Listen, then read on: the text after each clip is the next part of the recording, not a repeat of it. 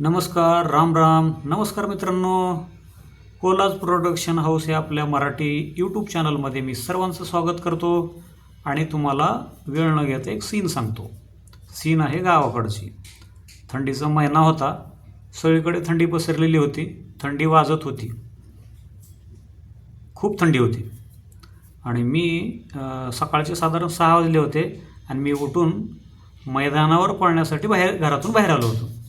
बाहेर आल्याच्यानंतर अंगणात गल्लीत सकाळी काही महिला रांगोळी काढत होत्या, काही झाडत होत्या, काही शेणाचा सडा टाकत होत्या आणि गल्लीतच काही छोटी मुलं मस्ती करत होते.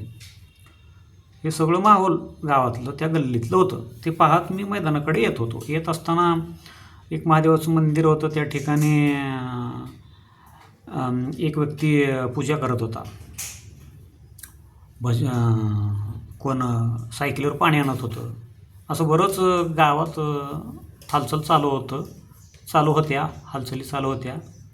ते माहोल होतं एक प्रकारचं त्या प्रकारचं गावामध्ये.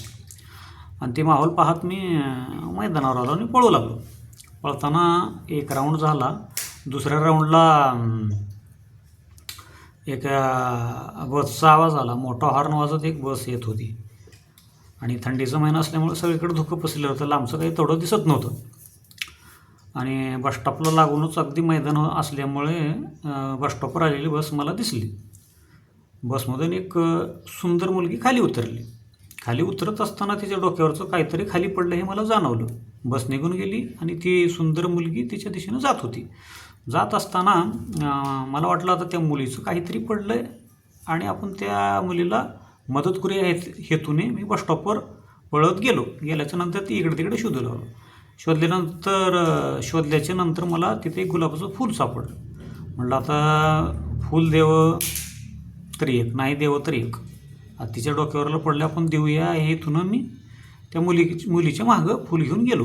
गेल्याच्या नंतर त्या मुलीला हाक मारली. हाक मारल्याच्या नंतर ती मुलगी वळून माझ्याकडे पाहिल्याच्या नंतर उजव्या हातात माझं गुलाबाचं फूल होतं, ते समोर धरलं त्या मुलीच्या. धरल्याच्या नंतर ती मुलगी कावरी झाली. त्या मुलीला मी ओळखत नव्हते आणि मुलगी मला ओळखत नव्हती. ते माहोल ते मी देत असताना बसस्टॉपवर भरपूर गर्दी होती. ते सगळी गर्दी आमच्याकडे पाहू लागली. मुलगी कावरी झाली, इकडे तिकडे पाहू लागली. सगळीकडे पाहू लागली. सगळ्यांच्या नजर आमच्यावरच खेळल्या होत्या. आमच्याकडेच बघत होते सगळे माणसं, बाया, पोरं सगळेच. मुलगी थोडा वेळ विचार केली आणि कानाखाली 2 मारली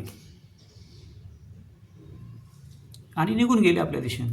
गेल्याच्या नंतर त्या ठिकाणी एकदम शांतता पसरली.